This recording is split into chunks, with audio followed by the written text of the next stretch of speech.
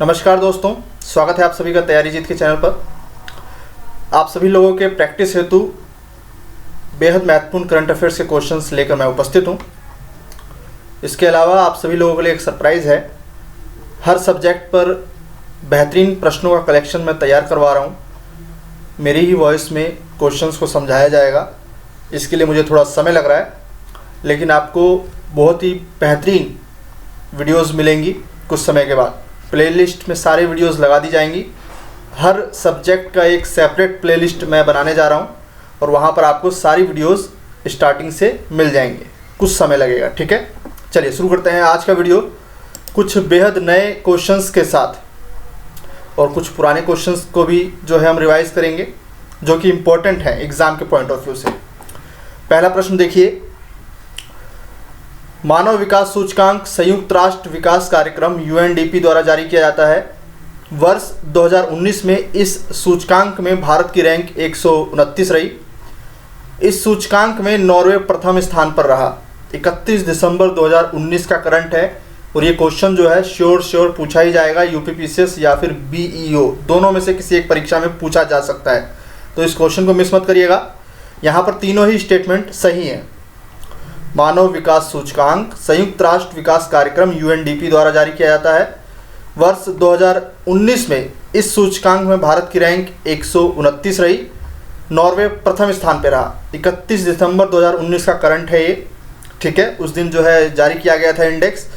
Important question है। इस तरह के क्वेश्चंस में मापदंड भी पूछ लेता है। जब भी आप कोई इंडेक्स तैयार करते हैं प्रश्न के रूप में एग्ज़ाम के लिए, तो ये भी ज़रूर तैयार करें कि किस आधार पर इंडेक्स को तैयार किया गया है, ठीक है। जैसे कि ये क्वेश्चन पूछा गया है प्रीवियस ईयर में कि मानव विकास सूचकांक को 3 मापदंडों पर तैयार किया जाता है, कौन सा उनमें से एक नहीं है। तो जीवन प्रत्याशा सूचकांक, शिक्षा सूचकांक, आय सूचकांक, लैंगिक समानता, इनमें से कौन सा एक मापदंड जो है गलत है।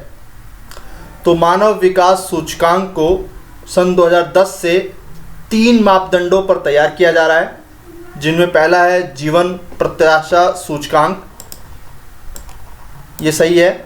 शिक्षा सूचकांक, आय सूचकांक, लैंगिक समानता जो है इसमें शामिल नहीं है। ऊपर के तीनों सही हैं, लैंगिक समानता इसमें शामिल नहीं है। चलिए, दिसंबर का करंट है। इस तरह से क्वेश्चन पूछ सकता है। 4 ऑप्शन दे देगा आपको। सैन्य एक्सरसाइज का नाम दे देगा, मित्र शक्ति, Surya Kiran, hand in hand, Indra. आपको बताना है कि कौन सा सही सुमेल नहीं है। मित्र शक्ति भारत और श्रीलंका के बीच पुणे में हुआ। सूर्य किरण भारत और नेपाल के बीच में एक्सरसाइज हुई। हैंड इन हैंड चीन और भारत के बीच में मेघालय उमरोही। इंद्र जो है भारत और रूस के बीच में 3 जगहों पर हुई, गोवा, पुणे और उत्तर प्रदेश के झांसी में। यहाँ पर चारों ऑप्शंस बिल्कुल सही है, ठीक है। चारों ऑप्शंस बिल्कुल सही हैं। इस तरीके से भी क्वेश्चन पूछा गया है, ठीक है। देख लीजिए ध्यान से। इंद्र भारत और रूस के बीच में, गोवा, पुणे और झांसी। दिसंबर का करंट है ये। चलिए अगला प्रश्न देखिए। भारतीय वाणिज्य एवं उद्योग महासंघ फिक्की भारत के व्यापारिक संगठनों का एक संघ है। इसका हेडक्वार्टर नई दिल्ली में है। संगीता रेड्डी हाल ही में फिक्की की नई अध्यक्ष बनी है। हाल ही में फिक्की ने रानी रामपाल को sports person of the year 2019 हेतु सम्मानित किया है। यहाँ पर भी सारे कथन सही हैं, ठीक है। Sports person of the year कई संस्थाएं देती हैं। अगर प्रश्न बनना हुआ तो आपसे सीधा संस्था का नाम भी दिया होगा प्रश्न में, जैसे कि टाइम्स ऑफ इंडिया ने जो है sports person of the year किसे चुना है, फिक्की ने किसे चुना है, दोनों ने अलग अलग खिलाड़ी को चुना है, ठीक है। अभी हम देखेंगे आगे। तो इस तरह से प्रश्न पूछा जा सकता है। यहाँ पर तीनों ही स्टेटमेंट सही है। चलिए, हाल ही में 25 अप्रैल 2020 को पूरे विश्व में विश्व मलेरिया दिवस मनाया गया। डेट याद रखिएगा, 25 अप्रैल। वर्ष 2020 हेतु इसकी थीम क्या रही? Zero malaria starts with me. हाल ही में WHO विश्व स्वास्थ्य संगठन द्वारा जारी विश्व मलेरिया रिपोर्ट 2019 के अनुसार भारत में 2018 में मलेरिया मामलों में 28% की कमी आई है। WHO की रिपोर्ट है, भारत के संदर्भ में जारी की गई है, तो पूछ सकता है प्रश्न। तीनों ही स्टेटमेंट सही हैं। तो देख लीजिए ध्यान से, 25 अप्रैल 2020 को पूरे विश्व में विश्व मलेरिया दिवस मनाया गया। थीम रखी गई थी जीरो मलेरिया स्टार्ट्स विथ मी। और विश्व मलेरिया रिपोर्ट 2019 किसने जारी की है हाल ही में? तो WHO ने। ठीक है, 28% की कमी आई है 2018 में भारत के केसेस में। चलिए आगे बढ़ते हैं। किस फुटबॉल क्लब ने फीबा क्लब विश्व कप 2019 का खिताब जीत लिया है? तो यह है इंग्लैंड की टीम है लिवरपूल। हराया किसको है? फ्लैमिंगो को। ठीक है, आगे बढ़ते हैं। भारत में कुल कितने कोर सेक्टर हैं उद्योगों के? प्रश्न पूछा गया है। भारत में कुल 8 कोर उद्योग सेक्टर हैं। कच्चा तेल, इस्पात, प्राकृतिक गैस, रिफाइनरी उत्पाद, सीमेंट, उर्वरक, बिजली और कोयला। ठीक है, पूछा गया है प्रीवियस ईयर में प्रश्न की भारत के कुल कितने कोर सेक्टर है? 8 कोर सेक्टर हैं। हाल ही में केंद्र सरकार द्वारा इनकी रिपोर्ट एनालिसिस करके बताया गया है ऑफिशियली कि भारी गिरावट दर्ज की गई है लॉकडाउन के कारण। सन 2012 से पहली बार अभी हाल ही में लॉकडाउन के कारण 6.5% जो दर है वो घटी है उत्पादन की। देश के कोर सेक्टर में भारी गिरावट दर्ज की गई है। ठीक है, सिर्फ एकमात्र क्षेत्र कोयला क्षेत्र ऐसा रहा जहां पर सकारात्मक वृद्धि दर्ज की गई है। तो याद रखना है आपको, करंट का क्वेश्चन बन सकता है। भारत में कुल 8 कोर सेक्टर हैं और इनमें से केवल कोयला क्षेत्र ऐसा रहा जिसमें लॉकडाउन के बावजूद सकारात्मक वृद्धि दर्ज की गई है। बाकी सभी 7 सेक्टर में जो है नकारात्मक वृद्धि रही है। ठीक है, चलिए, भारत में दुनिया का 5वां सबसे बड़ा कोयला भंडार है, ये भी याद रखना है। कोयला के संदर्भ में जो है प्रश्न अक्सर बनते रहते हैं। कोयले के उत्पादन 2018 के संदर्भ में 3 बड़े राज्य भारत के हैं, छत्तीसगढ़, झारखंड, उड़ीसा। याद रखना है, क्वेश्चन सीधा सीधा पूछता है कि कौन से 3 राज्य जो हैं उत्पादन के संदर्भ में सबसे बड़े राज्य हैं भारत के कोयला उत्पादन के? तो छत्तीसगढ़, झारखंड, उड़ीसा। और भंडारण में विश्व के संदर्भ में दुनिया का 5वां सबसे बड़ा देश है भारत कोयले भंडारण के संदर्भ में। प्रमुख क्षेत्र पश्चिम बंगाल का रानीगंज, झारखंड का झरिया, जहां पर बिटुमिनस प्रकार का कोयला, एक अच्छी क्वालिटी का कोयला जो है हमें मिलता है।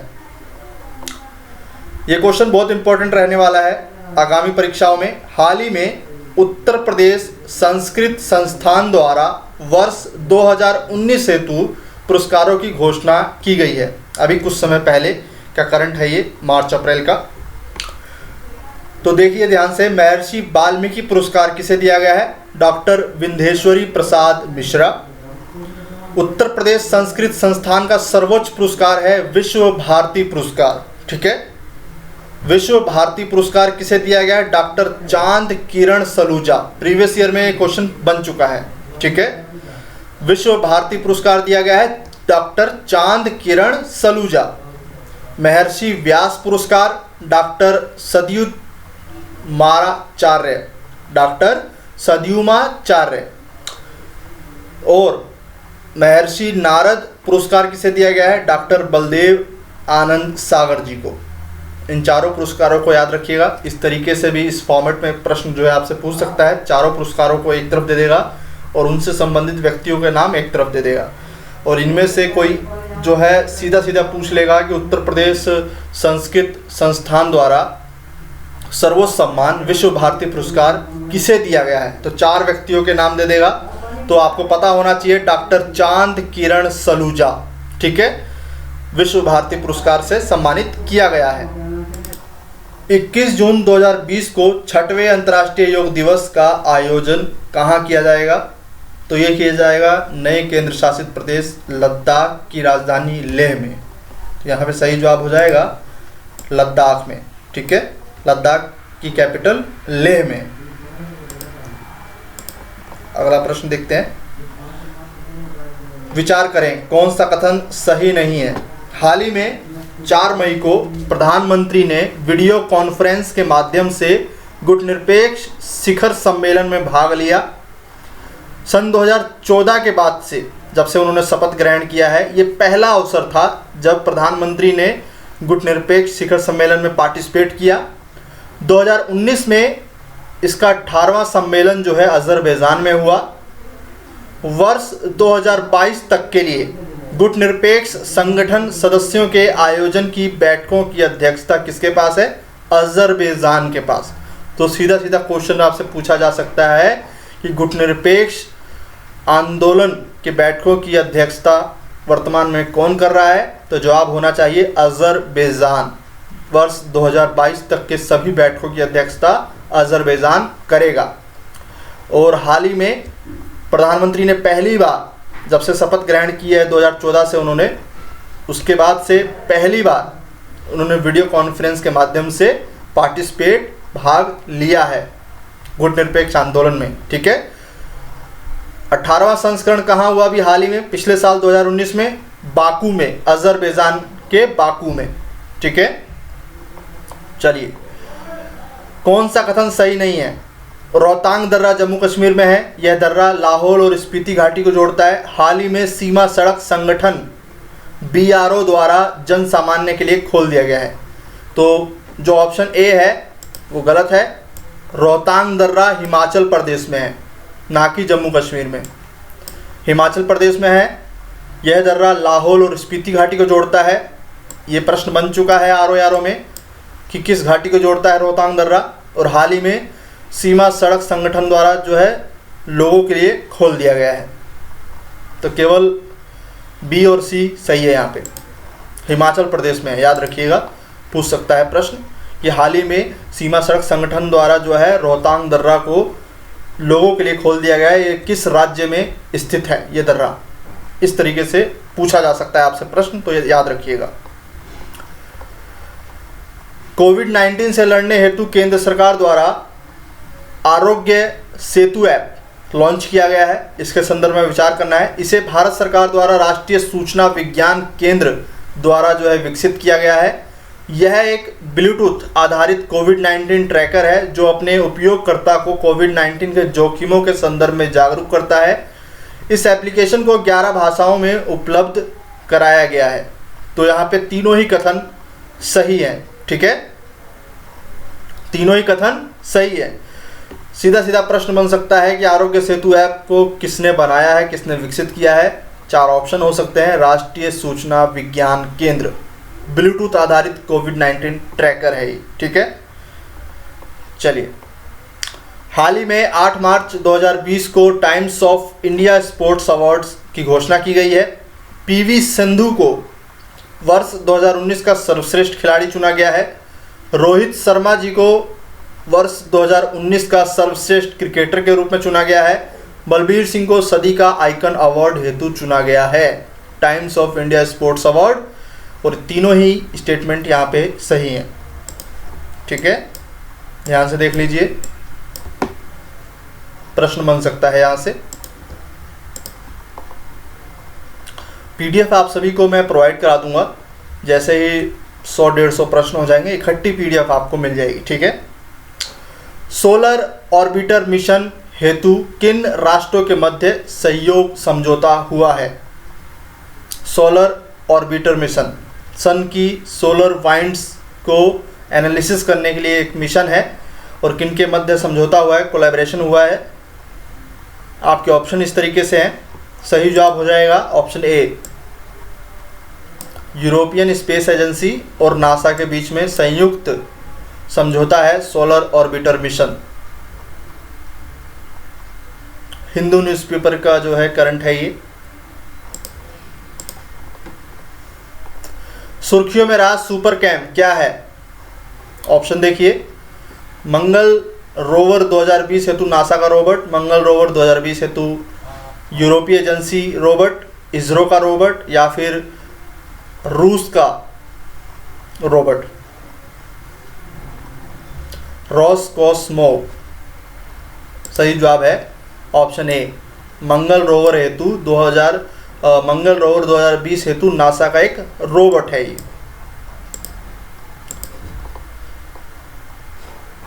CMS COP13 कहाँ हुआ? गांधीनगर, गुजरात में। इसका शुभंकर क्या था? गिबी, द ग्रेट इंडियन बस्टर्ड, पहले भी बताया है और एक क्वेश्चन इंपॉर्टेंट है इसलिए मैं दोबारा रिपीट कर दूं, मिस मत करिएगा। शुभंकर के ऊपर आपसे प्रश्न पूछ सकता है सीधे सीधे, ठीक है। हाल ही में CMS COP13 कहाँ हुआ? इसका वेन्यू गांधीनगर, गुजरात। शुभंकर क्या था? Great Indian bustard. अब इसके ऊपर प्रश्न देख लीजिए। हाल ही में आयोजित CMS COP13 के तहत प्रवासी प्रजातियों पर संयुक्त राष्ट्र सम्मेलन के अपेंडिक्स 1 में शामिल किया गया है। किसे? महान भारतीय बस्टर्ड को, एशियाई हाथी को, बंगाल फ्लोरिकन को। संयुक्त राष्ट्र का जो है CMS COP13, भारत पहली बार जो है इसकी अध्यक्षता भारत ने की है हाल ही में गांधीनगर में, और इसमें 3 जीवों को जो है शामिल किया गया है, परिशिष्टि 1 में शामिल किया गया है, महान भारतीय बस्टर्ड, बंगाल फ्लोरिकन और एशियाई हाथी को। और जो ग्रेट इंडियन बस्टर्ड है ये शुभंकर भी था, ठीक है, गिबी नाम से। तो यहाँ पे तीनों ही सही हैं, ऑप्शन A भी, B भी और C भी, तीनों को शामिल कर लिया गया है अपेंडिक्स 1 में। ये क्वेश्चन मुझे लगता है मोस्ट इम्पॉर्टेंट रहने वाला है। एग्ज़ाम उठा के देखेंगे प्रीवियस ईयर का तो उसमें पूछा गया है। ई गवर्नेंस इंडेक्स पे प्रश्न बन चुका है और जो है इसकी थीम के ऊपर भी प्रश्न बन चुका है प्रीवियस ईयर्स में, ठीक है, 2 बार बन चुका है प्रश्न। तो ये क्वेश्चन इंपॉर्टेंट है। 7 से 8 फरवरी का करंट है। हाल ही में ई गवर्नेंस पर 23वां राष्ट्रीय सम्मेलन कहाँ हुआ? मुंबई में हुआ। वर्ष 2020 हेतु इसकी थीम क्या है? इस तरीके से 4 ऑप्शन हो सकता है थीम को लेकर के और आपको सही गैस करना होगा। सही जवाब क्या है? सही जवाब है ऑप्शन C, भारत 2020 डिजिटल परिवर्तन। भारत 2020 डिजिटल परिवर्तन। ध्यान से देख लीजिए, आपसे 2 तरीके से प्रश्न बन सकता है। पहला पूछ सकता है कि इसका वेन्यू, स्थान कहाँ था? तो ई गवर्नेंस पे 23वां राष्ट्रीय सम्मेलन मुंबई में हुआ। इसकी थीम रखी गई भारत 2020 डिजिटल परिवर्तन। हाल ही में 24वां पूर्वी जोनल काउंसिल की बैठक भुवनेश्वर, उड़ीसा में हुई।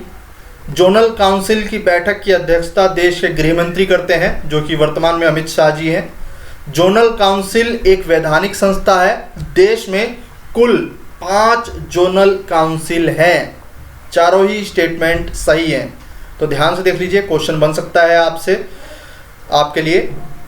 फिर से मैं पढ़ देता हूँ। 24वां पूर्वी जोनल काउंसिल की बैठक भुवनेश्वर, उड़ीसा में हुई।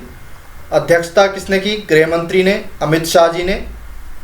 यह एक वैधानिक संस्था है और देश में कुल 5 जोनल काउंसिल हैं, ठीक है। चलिए आगे बढ़ते हैं। भारतीय उपमहाद्वीप में आम जनसाधारण हेतु खुलने वाली सबसे बड़ी और सबसे लंबी गुफा प्रणाली बेलन गुफाएं किस राज्य में स्थित है? जनवरी का करंट है। सही जवाब हो जाएगा आंध्र प्रदेश। हाल ही में बेलन गुफाएं चर्चा में रहीं। किस राज्य से संबंधित है बेलन गुफाएं? इस तरह से प्रश्न बन सकता है। जवाब होगा आंध्र प्रदेश। खास बात यह है कि यह राष्ट्रीय महत्व की केंद्र संरक्षित स्मारक भी है, ठीक है, इसको भी याद रखिएगा। संरक्षित स्मारक है ये गुफाएं। हाल ही में सऊदी अरब के ग्रीन कार्ड पाने वाले एकमात्र प्रथम भारतीय कौन बने हैं? MA यूसुफ अली। इसके अलावा सऊदी अरब अभी सुर्खियों में और रहा। शरिया कानून का एक बहुत पुरानी रियायत इनकी रही है, कोड़े मारने की सज़ा। तो हाल ही में किस इस्लामिक राष्ट्र ने कोड़ों से मारने की जो सज़ा है उसको हटा दिया है, जुर्माना कर दिया है उसकी जगह? तो सऊदी अरब, ठीक है, सऊदी अरब।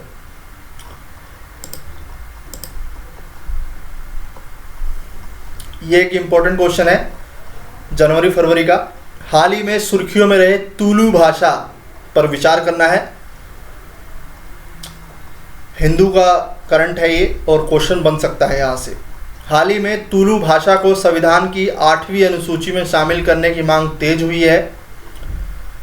यह भाषा जो कि द्रविड़ भाषा है, कर्नाटक और केरल के कासरकोड जिले में बोली जाती है। वर्तमान में तुलु भाषी लोगों की संख्या 8वीं अनुसूची में शामिल मणिपुरी और संस्कृत भाषी लोगों से भी अधिक है। 8 लाख से अधिक जनसंख्या है जो इस भाषा का प्रयोग करती है, और इतनी बड़ी आबादी जो है वो मणिपुरी और संस्कृत बोलने वाले लोगों से भी अधिक है, जबकि मणिपुरी और संस्कृत भाषा जो है 8वीं अनुसूची में शामिल है और तुलु भाषा शामिल नहीं है। इसलिए ये मांग तेज उठी है कि तुलु भाषा को 8वीं अनुसूची में शामिल किया जाए। वर्तमान में 8वीं अनुसूची में कुल 22 भाषाएं शामिल हैं। ठीक है, तो क्वेश्चन बन सकता है कि किस भाषा को 8वीं अनुसूची में शामिल करने की मांग तेज हुई है। तो तुलु भाषा कहाँ बोली जाती है? कर्नाटक के कुछ क्षेत्रों में और केरल के कासरगोड जिले में मुख्यतः, और वर्तमान में 8वीं अनुसूची में कुल 22 भाषाएं शामिल हैं। हाल ही में भारतीय इतिहास कांग्रेस का 80वां सत्र भारत के किस राज्य में हुआ? तो केरल के कन्नूर में। केरल के कन्नूर में भारतीय इतिहास कांग्रेस का 80वां सेशन केरल के कन्नूर में हुआ। 1935 में भारत इतिहास संशोधक मंडल द्वारा इसको बनाया गया। किसको? भारतीय इतिहास कांग्रेस को। ठीक है, इसका निर्माण 1935 में किया गया। भारतीय इतिहास संशोधक मंडल का जो है स्थापना किसके द्वारा की गई थी? तो उनका भी नाम ध्यान रखिएगा, विश्वनाथ काशीनाथ रजवाड़े। विश्वनाथ काशीनाथ राजवाड़ी। इंपॉर्टेंट है, ये क्वेश्चन बन सकता है। सिल्वर जुबली मनाया गया है इसके स्थापना का। चलिए अगला प्रश्न है, हाल ही में राष्ट्रीय मान्यता प्राप्त उत्सव, सन 2014 में इसको राष्ट्रीय मान्यता प्राप्त उत्सव घोषित किया गया था। किसको? धानु जत्रा को। कृष्ण की लीलाएं जो है इसमें बताई जाती हैं, दिखाई जाती हैं। ठीक है, कृष्ण और कंस के संदर्भ में। तो धानु जत्रा जो कि 11 डेज का उत्सव है, किस राज्य में मनाया गया कुछ समय पहले? अभी नहीं, कोविड-19 के दौर में नहीं, कोविड-19 से पहले। ठीक है, ये कुछ ऐसे क्वेश्चंस हैं जो प्रीवियस क्वेश्चंस पे छूट गए थे और मुझे लगता है कि इम्पोर्टेंट है एग्जाम के पॉइंट ऑफ व्यू से, इसलिए मैं इनको तैयार करवा रहा हूँ। तो ध्यान से इनको अच्छे से रिवाइज करिए, क्योंकि एग्जाम में सीधे सीधे पूछे जा सकते हैं। राष्ट्रीय मान्यता प्राप्त उत्सव है, 11 डेज का उत्सव है। किस राज्य में मनाया गया? उड़ीसा में। धानु जत्रा। धानु जत्रा आपका यूपीएससी का भी एग्जाम है, प्रश्न बन सकता है।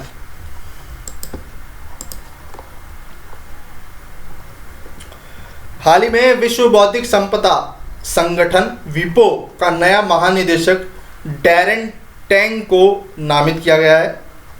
वे किस राष्ट्र के नागरिक हैं, संबंधित हैं? सही जवाब है सिंगापुर। सिंगापुर विश्व बौद्धिक संपदा संगठन के नए महानिदेशक डैरेन टैंग बने हैं। कहाँ से हैं वो? सिंगापुर से। नाम याद रखिएगा और उनकी नागरिकता। कोविड-19 से लड़ने हेतु देश भर में ब्रेक द चेन नामक हैंड वॉशिंग अभियान लॉन्च करने वाला प्रथम राज्य कौन सा है? ब्रेक द चेन अभियान को आरंभ करने वाला राज्य है आपका केरल। मेडिकल आपदा घोषित करने वाला राज्य भी केरल था। ठीक है,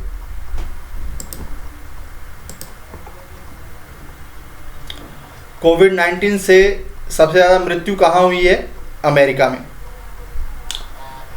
निम्नलिखित में से किस मंत्रालय को डिजिटल क्षेत्र में बेहतरीन कार्य हेतु ई गवर्नेंस के क्षेत्र में राष्ट्रीय ई गवर्नेंस पुरस्कार 2020 हेतु चुना गया है? कौन सा मंत्रालय है ये?